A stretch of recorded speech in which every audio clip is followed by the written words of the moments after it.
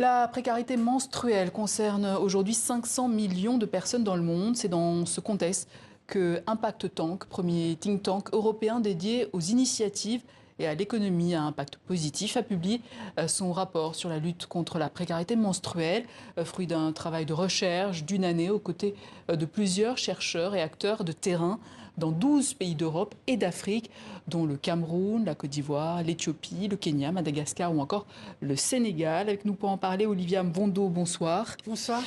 Vous avez participé à l'étude en tant que fondatrice de Camerpad. Oui. Tout d'abord, est-ce que vous pouvez nous dire qu'est-ce qu'est Camerpad? Camerpad, c'est une entreprise sociale qui existe depuis 2012 et qui vise à accompagner les femmes dans leur insertion professionnelle. Parce qu'on a des opératrices en confection textile qui produisent localement des serviettes hygiéniques lavables à Yaoundé et également apprendre aux jeunes filles à comprendre qu'est-ce qui se passe quand les menstruations arrivent. Voilà. Alors c'est un travail de sensibilisation premièrement. Sensibilisation dans un premier temps, éducation également, appropriation, parce qu'avoir ces règles, c'est pas quelque chose de facile. Par exemple, moi, au moment où j'ai eu mes premières règles, j'ai pas vraiment compris qu'est-ce qui se passait dans mon corps. J'ai cru que j'allais mourir. Donc il a fallu du temps pour s'adapter, pour apprendre à gérer et pour surtout savoir que quand on a ces règles, ça ne veut pas dire qu'on ne peut pas rester avec les garçons. Voilà, parce que c'est aussi il y a beaucoup de oui, traditionnellement, c'est ce qu'on entend dans certains pays. Exactement, en fait, se mélanger avec la gente masculine. Exactement, beaucoup de mythes qu'il faut déconstruire au quotidien et apprendre surtout à ces jeunes filles que en fait avoir ces règles c'est quelque chose de magnifique. Ça veut dire que d'ici 10 ou 15 ans, elles pourront en devenir peut-être des futures mamans. Alors ça fait quelques années que nous évoquons ce sujet sur la précarité mensuelle. Qu'est-ce qui a changé en 2023? Juste pour revenir rapidement au rapport que nous avons réalisé avec les partenaires qui sont DIM, l'AFD, Procter & Gamble, DIM et PSI. Donc la note introductive a été réalisée par la ministre, Madame Bérangère Couillard, ministre déléguée chargée de l'égalité entre les femmes et les hommes de la lutte contre les discriminations. Donc elle a pu elle-même dire ô combien le travail reste encore important au niveau mondial et que dans le rapport qui a été réalisé, il y a des recommandations pour les politiques publiques qui souhaitent elles aussi mettre en place des mesures visant à améliorer les conditions de vie des jeunes filles, des adolescentes et des femmes dans leur environnement quand elles ont leurs règles. Alors, on le sait, la précarité menstruelle est un facteur d'inégalité. Est-ce que vous pouvez nous rappeler en quoi ? Oui, parce que la précarité menstruelle, déjà, c'est le fait d'avoir un accès limité à des protections permettant de gérer son hygiène menstruelle.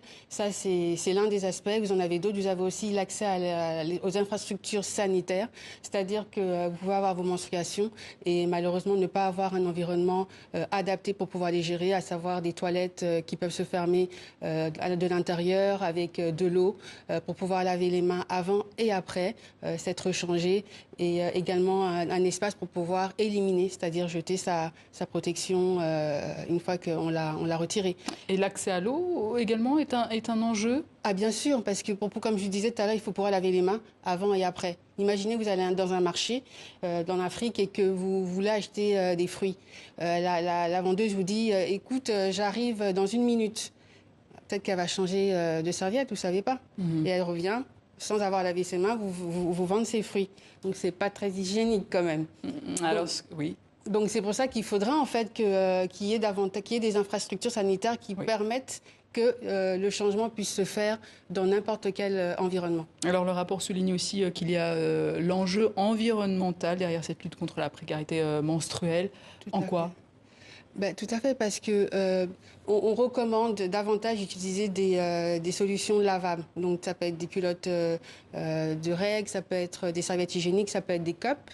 Et je pense qu'avec la COP qui va débuter demain, c'est probablement aussi un enjeu de pouvoir limiter les déchets qui peuvent être faits avec l'utilisation de protection hygiénique jetable.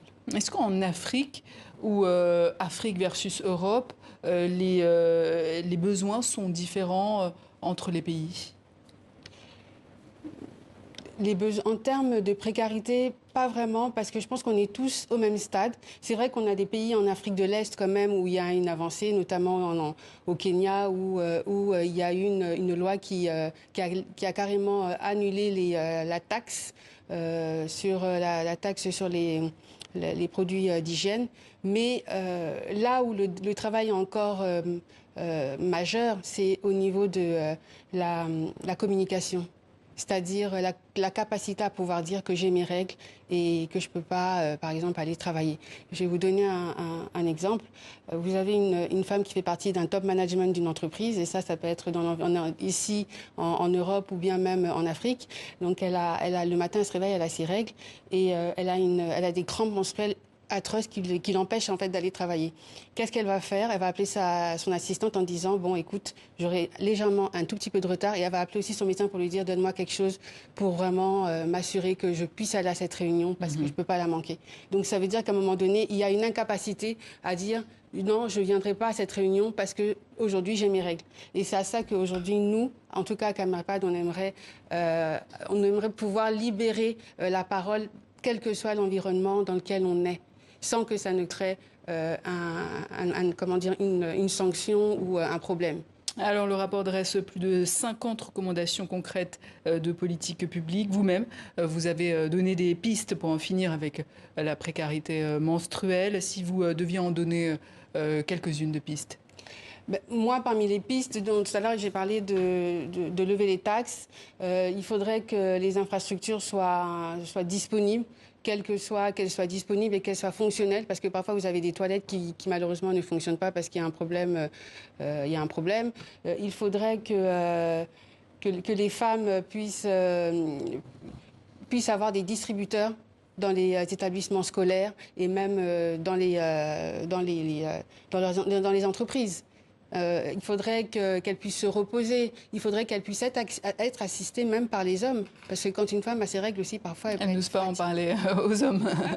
Justement. C'est tabou, tout ça c'est tabou. Tout l'intérêt de devoir libérer en fait la parole et de dire que quand moi j'ai mes règles, en fait, je me sens diminuée. Donc, est-ce que je pourrais compter sur toi ?